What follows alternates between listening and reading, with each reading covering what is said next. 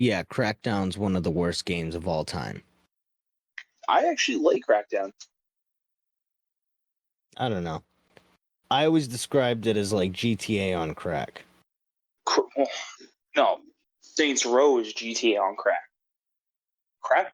Crackdown is like Saints Row, but you're a super cop. You can't pick up cars in Saints Row and shit like that. Like, you can't do like crazy. Why I just said it's like Saints Row, but you're a super cop. I guess so. That's the difference. Obviously, there is a little bit more to do in Saints Row. There's more options in Saints Row. I was gonna say, I always thought that Crackdown was like super boring. Like, honestly, like all that there is to do in Crackdown besides explore the city and jump higher and higher, which is like one of the goals of the game, is to take down these gang hideouts. And then it's just like once you take down the gang hideouts, you're pretty much done with the game. Yeah, it's really not that fun. I agree. But I feel the exact same way about Saints Row. They feel like the same game to me. I don't agree with that at all. I think Saints. You have all these different gangs you have to take out. Yeah, but it's more than that. The story is amazing. The characters are amazing. Oh yeah, there's definitely more of a story. I'll give you that. There's actually a story in Saints Row. Dude, the first Saints Row game has Bill Burr as one of the characters, and it's fantastic. It also has Keith David as one of the characters. I don't know who that is. Keith David is the guy that was in The Thing, that ended up surviving with Kurt Russell to the end. Oh, cool. And he's also in the movie They Live. He plays like a military guy in a lot of movies. And Saints Row also has, what do you call it? The dude that played Kingpin in the Ben Affleck Daredevil movie. He's an awesome actor. Yeah, he's great. I forgot his name, but I forgot his name too. It's on the tip of my tongue. I used to know. He was in the Green Mile. He's in a lot of good fucking movies. He ended up dying like right after Daredevil or like kind of early on. But he's in it, and Mila Kunis is in it. And I know you're gonna be like, whatever, Mila Kunis, but Mila Kunis is awesome too. And this was in her heyday, back in like the early 2000s when she was really popping. Mila Kunis is a rape and Scientology defender or apologist. Yeah, I figured you were gonna say something about that, but whatever. At this time, I thought she had some good shit. No, yeah. But before all that, we all loved her. She was the original Aubrey Plaza. Yeah. What was she? Yeah, why not? All right, I'll roll with it, I guess. I don't know how Aubrey Plaza would feel about that, but I don't know. I don't think Aubrey Plaza would mind that. I don't know. Aubrey Plaza seems pretty unique. I feel like there isn't that many. Like, I feel like, and this is gonna, some people might hate this, but like, there's not that many other people other than like, say, Jenna Ortega that kind of fills that niche. You know who she kind of fits? Aubrey Plaza kind of fits, like Winona Ryder kind of had her vibe, except Winona Ryder had more of an, like, well, she had more. She had more of the dark vibe, but she didn't have like the kind of sarcastic vibe that Aubrey Plaza had. I'm trying to think of who would have that like sarcastic vibe. Angelina Jolie. That's who it was. That's who would have been like the Aubrey Plaza of like the 90s. 100%. 100%. Yeah, but I don't think Hollywood ever accepted Aubrey Plaza as like this femme fatale bombshell, and maybe they tried to test it out. I don't think they ever took her too seriously, but Angelina Jolie is like super well respected as being this like one of the most beautiful women in the world, an amazing actress, and all this shit. Like Aubrey Plaza hasn't been given that due yet. Well, that's you just said it yourself. That's yet. I think give like her career enough time, and we could see like what she could become. But here's the thing: Angelina Jolie didn't like grow up and like she was in the public eye. And that's what I'm saying. She was more of like an Aubrey Plaza type, where she would just be like a socialite and then be like sarcastic and shit to people in the press. And that was only because her dad was like super, super famous. Her dad was Jon Voight, if I'm not mistaken. From the guy who was in What is it? What's the National Treasure? He played the dad, National Treasure. He's a super, super, That's super Angelina like Jolie's dad? I love that guy. yeah, he's a super Republican. Oh, but I still love that guy. He's so cool. Yeah, John Boyd, super Republican. You know who else is the a bunch of like super Republicans? Who else? James Woods. We all know that one, right? Believable. Believable. Why believable? Old white man? Good point. Stephen Baldwin. Believable. Why believable? Same reason. Oh yeah, somewhat old white man. Also, Baldwin, they kind of all act like they're Republicans.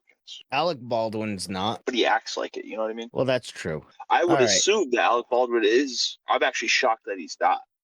Yeah. All right, let's switch gears. What do you think about horror movies? I used to be so scared of them. I never really watched them until I was like 13, 14.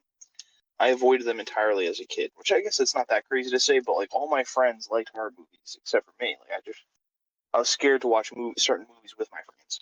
Actually, I was scared to watch horror movies like way after that too. Like I was probably 16 when I stopped being scared of horror movies. But even that, like, that's not true. I'm still scared of them. Like, I don't watch certain ones that are too fucked up or something. Like, I would say I now love horror movies, but I'm not like a guy who loves all horror movies at all. Yeah. Like, I've never seen a single Saw movie. That's torture porn. You've never seen a single Saw movie, not even the first one? Correct. I don't know. I think you should watch the first one. I think like the first one is worth a like Maybe, a but like, watch. what's so good about it? I'll I guess explain the summary of it and why I think it's really good. I guess I saw really early on when I was a kid. I was hanging out with my uncle and he had like all these weird like horror movies and like DVDs from like the early 2000s, like House of a Thousand Corpses and stuff like that. And we didn't watch too many of the horror movies, but there were a few that he showed me that were crazy, and one of them was the original Saw. And maybe that's part of why I like it, because of nostalgia or whatever. But I think it's kind of an interesting idea. It's about this dude who I guess is like, and maybe this is incorporating the other movies, but I remember being just interested in it at the time in general. But this dude, I guess, is dying of cancer. So what he tries to do is he starts taking out like what little time he has left on the criminals that he sees in society, or people that he sees that have done wrong to other people or that are considered criminals in society that maybe get away with it just because of moral gray areas and stuff like that. So he kidnaps these two guys who are supposed to be these kind of like assholes, basically. And he sets them up in a room where they're chained to the wall and there's a dead body in front of them, and they're told that they have to leave to get out of this room through a series of puzzles. And it's it This scene's sounds iconic because of the scene in Scary Movie that parodies it with Shaquille O'Neal. One of the guys is yeah. Shaquille O'Neal. One of the guys is Dr. Phil. Oh, That I know scene is so goddamn good. that's the first scene of Scary Movie 4. It's really I good, know. but I don't know. I feel like it was iconic before that. There was a reason why they chose Saw in general for Scary Movie 4, and it's because it made a really big splash around that time. Same thing with War of the Worlds. Two movies that made Yeah. really big splashes. I like how that was like a scary movie to them back then, but now we're so saturated with alien stuff that like you really have to go out of your way to make a scary alien movie. You know what's funny is I would say that movie is considered scary, but I never considered that a scary movie, if that makes sense. That's just a sci-fi thriller. Well, looking back, do you remember the scenes where they're like pumping the dead bodies into the ground and they're like growing this weird like root that's Yeah, it is a little body horror. that's what I'm saying. Like that was pretty freaky, and I never as a kid like thought of how crazy that is, but as an adult I'm like that's kind of fucked up and crazy. Yeah, it's like imagine the Kryptonians came to Earth and they started like geoengineering the Earth to be more like Krypton, but they started using humans as the fuel to make this happen. It was all like weird biotech. Yeah, that is crazy. It's a great movie, War of the Worlds. Great book too.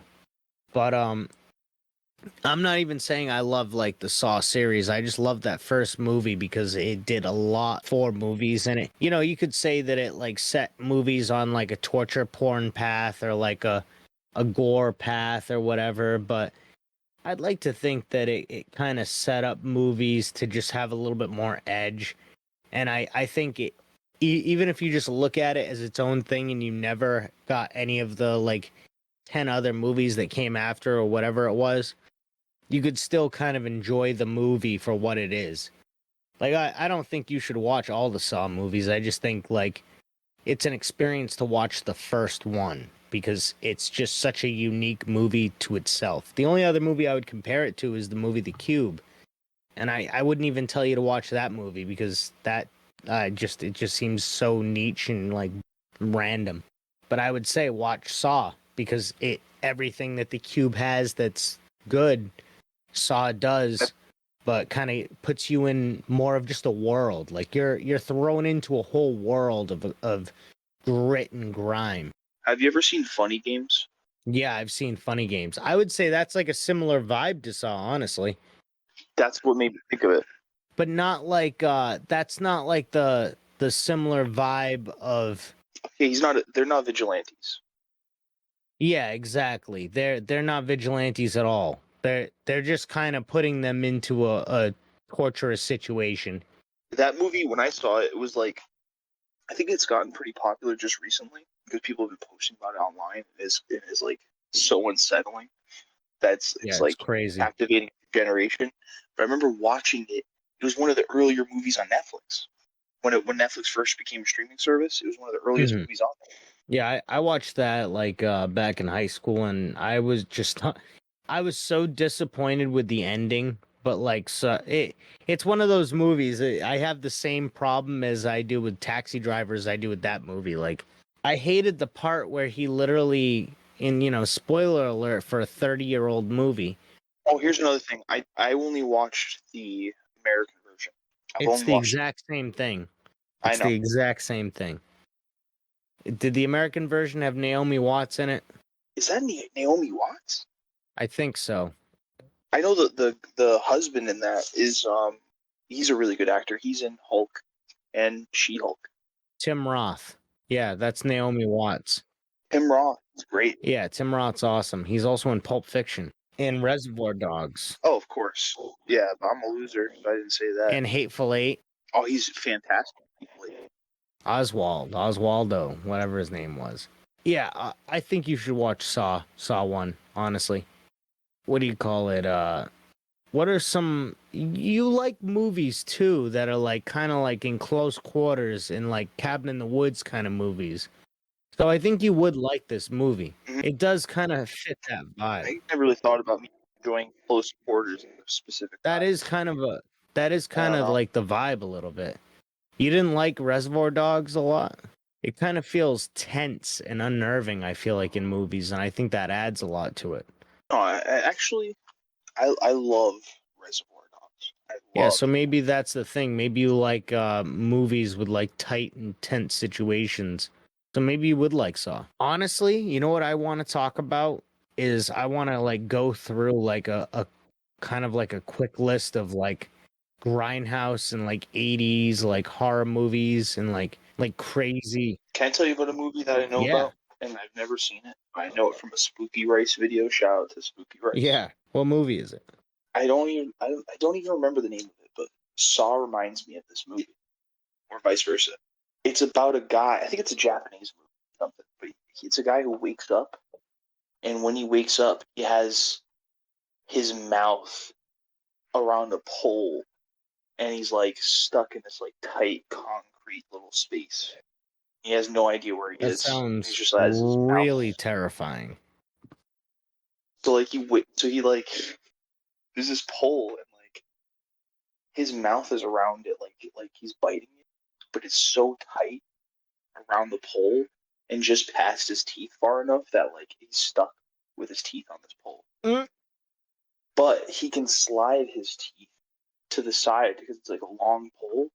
So he's like shimmying through this uncomfortable path while sliding his teeth, and he just keeps keep going through situations like that. Yeah, that sounds a lot like Saw. It has like a weird trippy ending to it. That kind of is like Saw, the puzzle dynamics where they keep going through situations like that. I was gonna say that sounds like a Saw segment the way you described it, but that makes sense. If the whole movie's like different segments like that, that's pretty much like Saw. So let me ask you, I think we talked about it. Did we talk much about They Live? We've talked about it. Have we? Not officially, but like. Oh, I gotcha. We definitely referenced it. So They Live, I think, encapsulates everything that like we talk about with this podcast in like the mainstream way, or like the main like line podcast. No, that's how you view the world. That's how well, you know what? John Carpenter did say that They Live was a documentary. So there you go.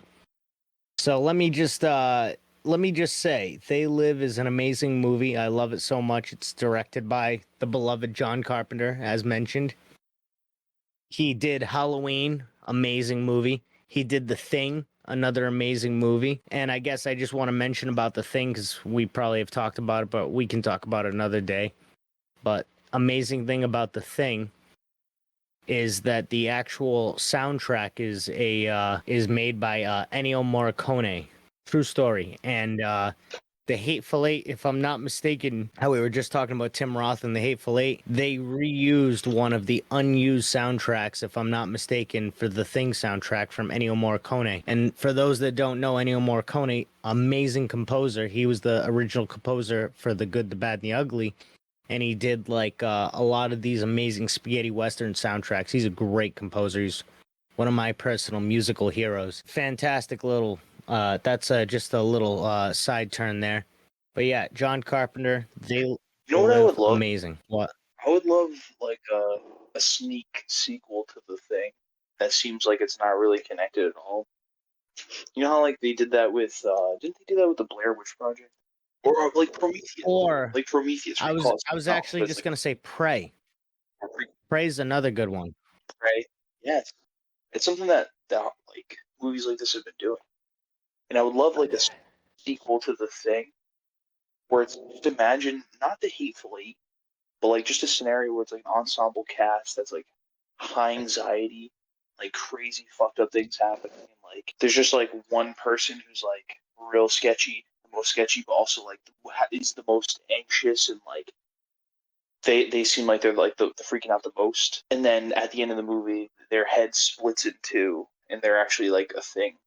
They're a thing. I think alien. that's a great idea, but that'd be more like a fan film than anything else, because no big budget movie would ever like. So that let me tell you what that's like. Well, yeah, like, no. Because the whole point is like they don't even know that there is a monster. So like the whole movie is them just kind of like going through this weird well, let me tell you what where, that's like and why it's not going to happen. So, have you ever heard of Tom Holland mention about a James Bond movie? No. So Tom Holland, the Spider-Man actor, he's British, but he constantly talks about making a James Bond. I mean, maybe not constantly, but he goes on every now and then about making a James Bond movie. You know, that old Tom Holland going on and on about things. Well, he's like a kid. He's just pretty much saying, "I would love that's my dream to be James." Yeah. Of course. Here's one idea that he talks about for James Bond. He says, imagine a movie where it's about this guy that you follow, or it's Tom Holland, and he's like gets into all this crazy shit and becomes like a spy and yada yada yada. And then in the last like 5 seconds of the movie, you reveal that he's 007 and becomes James Bond. Yeah, I didn't really want it to be a prequel thing. But you know what, it's not a prequel thing, but I'm just saying like that's like kind of the idea of like that is like revealing it right at the end. It's similar. Yeah, it's like revealing it right at the end and kind of, I guess it's kind of almost a bait and switch on the audience, but it's a good bait and switch. But I feel like with The Thing, it might not go as good, because then it's just like people are going to want to be like, well, I want to see The Thing now. I didn't want to see this really paranoid guy this whole movie. I wanted to see The Thing. And by that time, the thing would have taken over somebody. That's just how it would have gone. The thing works pretty fast. But Oh, true. But let me talk about They Live real quick. They Live is an amazing movie, has quite possibly one of the longest fight scenes of all time. If I'm not mistaken, it's like 8 or 9 minutes total. It's literally just a guy telling another guy to put on a pair of sunglasses. And the reason why is because Roddy Piper plays this drifter who comes in to work in construction when just shit is hitting the fan. Society is collapsing. Shit is not going good, right? You got all these people, these dissidents, and then you have the government, the military trying to like just drive out the people and send them out. So Roddy Piper stumbles on this church where he finds all these sunglasses and also hears a tape recording of a sermon going off. So when he finds these sunglasses, he puts them on. Nothing happens, but he gets a little bit of a headache. Takes them off. He puts the sunglasses back in. Later on, that same church gets raided. So then he decides to go back to his camp. The camp gets raided, and everybody gets pushed out, and the whole camp gets destroyed. So he's not able to like work or nothing anymore. He ends up running from the cops, and he ends up walking around, and he discovers that these sunglasses that he found that he held on to, he's able to see all these hidden messages in society. He looks up at the billboard and it says obey. He looks at the magazines, it says feed and reproduce. He looks at like all the magazines, it says like obey, we control you, all this crazy shit. Like he's looking around and every advertisement and everything just says like all these hidden messages about like basically like we own you. So he suddenly starts looking around and he discovers that certain humans are these like reptilian humanoid looking weird things. You've probably seen them in pop culture. Even there's a lot of pictures of our POTUS who looks like this alien dude. But these aliens I guess secretly control society and are like in the highest echelons of society, including as politicians. Like he looks up at the TV screen while he has the sunglasses on, he sees a politician talking that's running for like either governor or something, and it's literally one of the alien dudes. So he just like suddenly unravels this like crazy like conspiracy in society that like it's being run by all these aliens and that the world is like secretly being controlled. And he basically like he kind of goes rogue a little bit. Like there's that famous line where he comes into the bank with a shotgun where he goes, I've come here to do two things: chew bubblegum and kick ass. And I'm all out of bubblegum. So he just like starts shooting like the random alien. So it just looks like some random dudes going on a rampage shooting random people. Like people that don't have the sunglasses. It's crazy. So then he becomes wanted. He kidnaps some chick that's like works for like a radio program. And he finds Keith David again, who's like his buddy who he worked with in the encampment. And Keith David like wants nothing to do with him because like he heard about all these people that he killed. And then they get into this just huge fight scene for like the next like 5 to 10 minutes where he's just trying to get him to put on a pair of sunglasses, but at the same time he's kicking Keith David's ass, and Keith David is kicking his ass to try and fucking not put on the sunglasses. It's an amazing movie though, but they end up joining forces and taking down like the evil alien, like fucking tyrannical government. It's fucking crazy.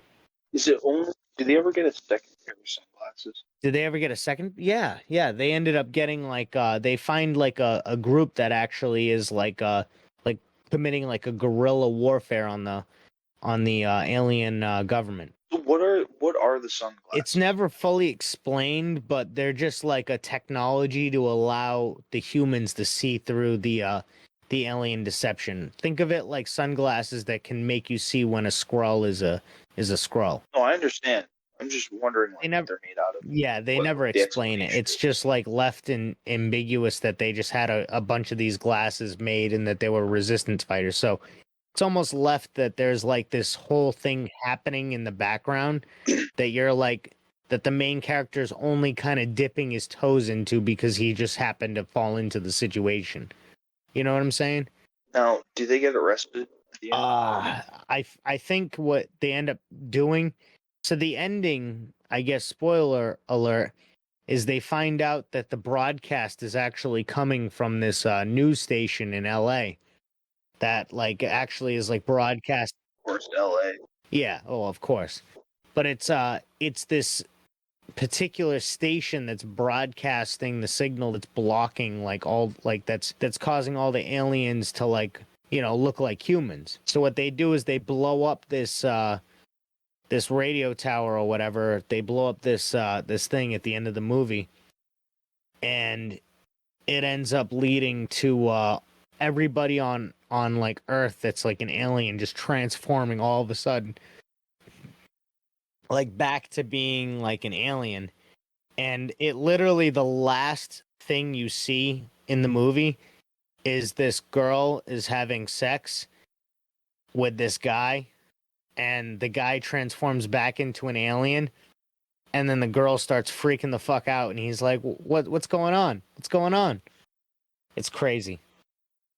It's a great fucking movie though. I love it. I love They Live. Wait, explain that again So to me at the end. there's these two people having sex right before it cuts to credits, and as the as the signal goes out, like in the tower, it cuts out everybody. So it shows like a quick montage of all the people that got affected that became like that were human but became aliens because they were hiding it, yada yada. And there's this couple that's one of the dude's an alien and he's having sex with the chick, and all of a sudden he becomes an alien again, and the chick just sees him and starts screaming and flipping out, and he's just like, what's going on? And it just shows him as like this fucked up alien, and it just cuts to the credits. It's great. So like, what's up with these aliens? Like that guy just was like, even when revealed as an alien, he was like, are these aliens very like sentient? Well, Or they're are they humanoid and just evil, like versions of us, I guess, that just look fucked up. Was that guy evil though? I mean, the whole race is trying to take over the planet Earth. True. I mean, they said that they weren't evil. We got to watch They Live one of these days. It's one of the best movies ever. Have you ever seen the movie Bad Taste? I'll be honest with you, dude. No. I kind of want to just rattle off the craziest, like go through some of the craziest, best, like 90s and 80s, like 70s horror movies I've seen. Bad Taste is this movie. It was the first movie ever directed by Peter Jackson, if I'm not mistaken. It's one of my personal favorite movies. It's maybe not top 10, but definitely top 20. It's an amazing, amazing movie. It's about this ragtag group of guys in New Zealand that find out that these shape-shifting aliens, that have come to Earth in order to harvest humans to feed their intergalactic fast food chain. They basically are come in as like a rogue squad that like to stop them, sent in by the New Zealand government. It's great. It's a fucking hilarious movie. And like there's one guy in it who keeps on busting the back of his head open, and like he even like gets a seagull that like starts picking at it, and he gets a little piece of brain matter. Whoa. And he literally takes the little piece of brain matter, sticks it back into his skull, and just kind of slams it shut, and just takes a scarf and just ties it back up, and basically throughout the movie just kind of slowly just goes nuts because of this shit happening, and you just see him just going crazy and crazier and crazier, and he's like the smart one of the crew, so it's hilarious. But it's such a funny, amazing movie. It's one of my personal favorites, and it's like just so good. What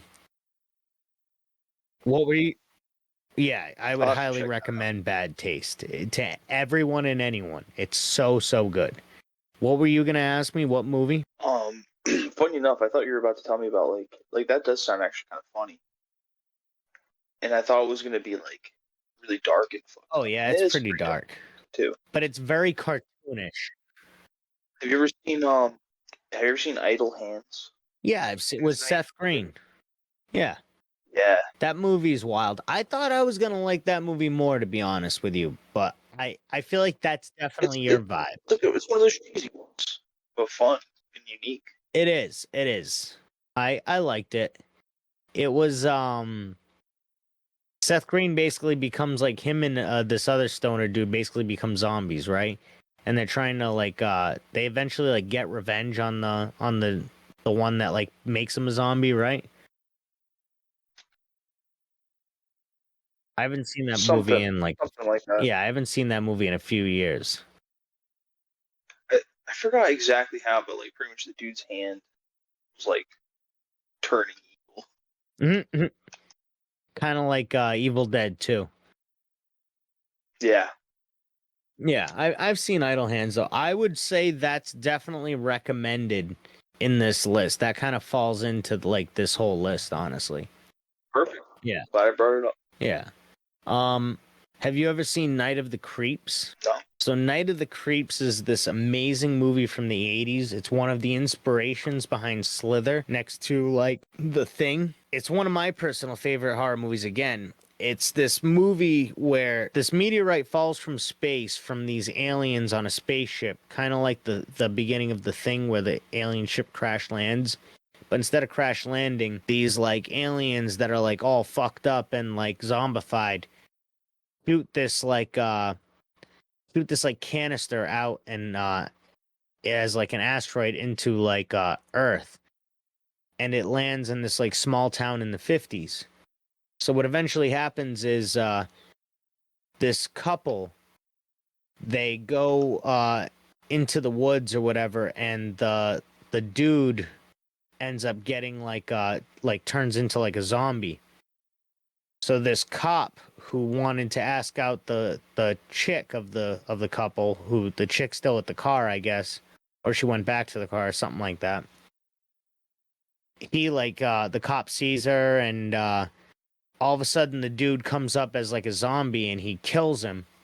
And then fast forward like 30 years later in the 80s, after this dude killed that guy that was a zombie with that was, I don't know if I mentioned it, but it was a zombie slug that popped out of the meteorite and went into him.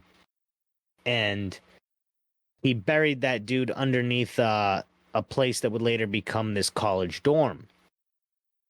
Eventually, these kids start to notice like there are these weird slugs running around.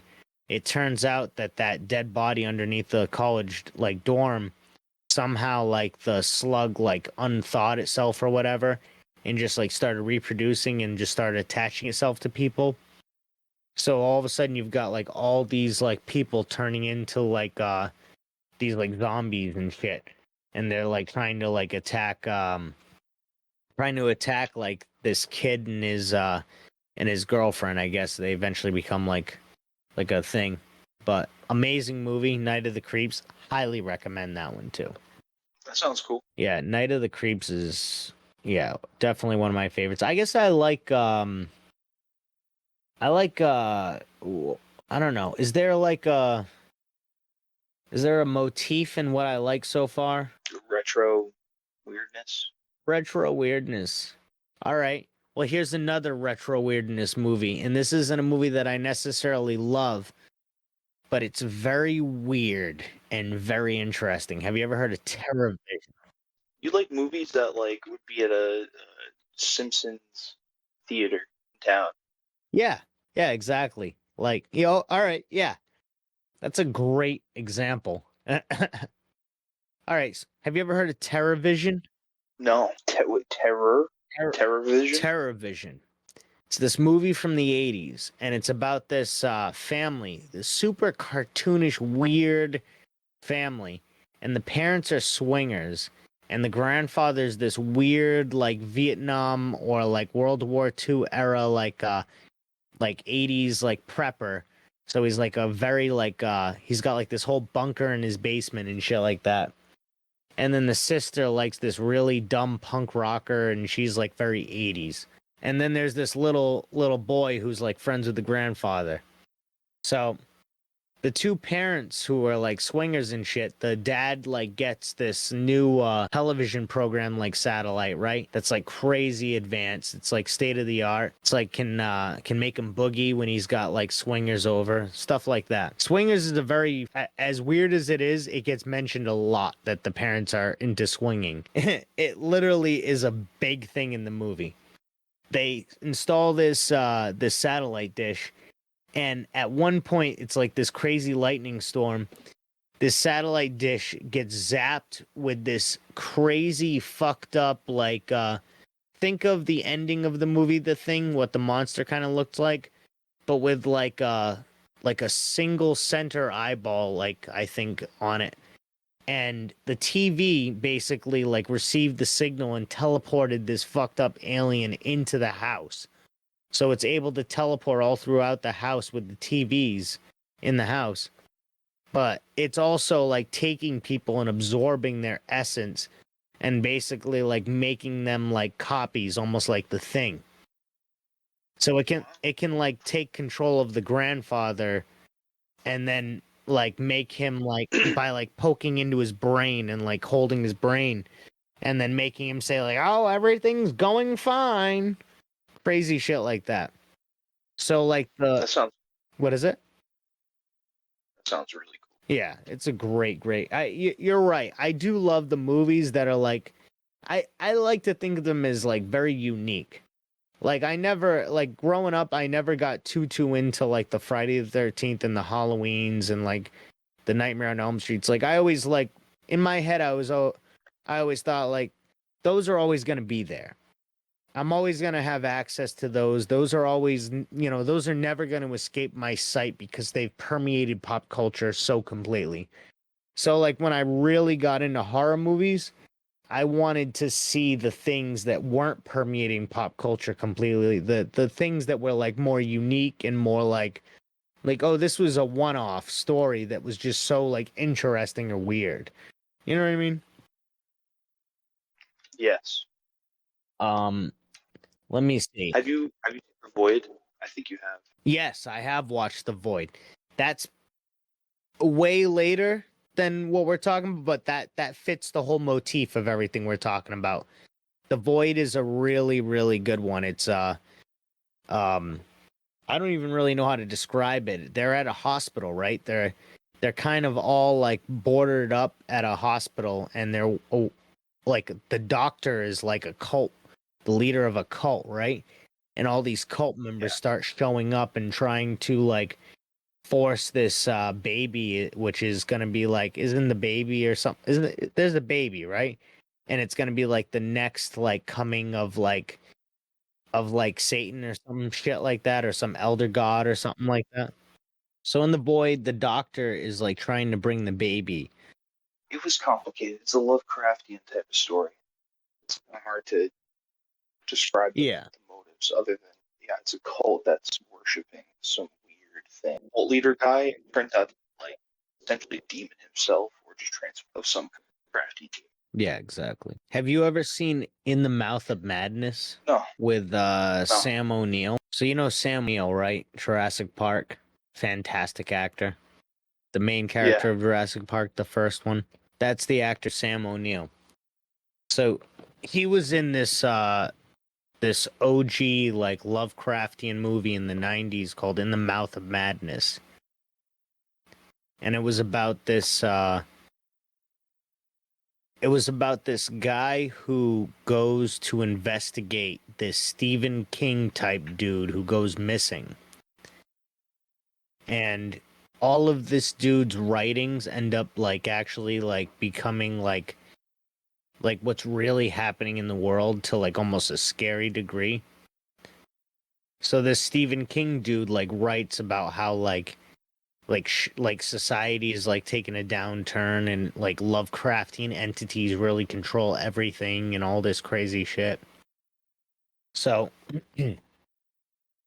so this guy, Sam O'Neill, goes to investigate the Stephen King type, and he ends up finding out like that his newest novel is actually being written about him, and that the entire movie is pretty much what's happening in the novel, and that Sam O'Neill is investigating, like, basically what's happening in the novel is Sam O'Neill's investigating what's happening in real life and vice versa.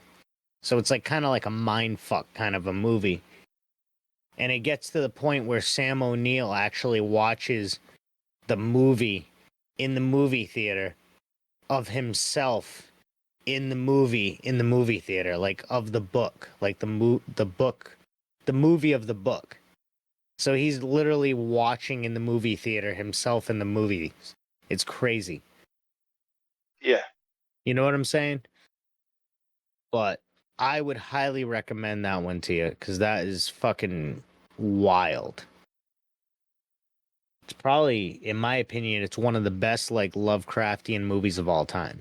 It's a reference to the Mountains of Madness, right? Yeah, oh yeah, most definitely.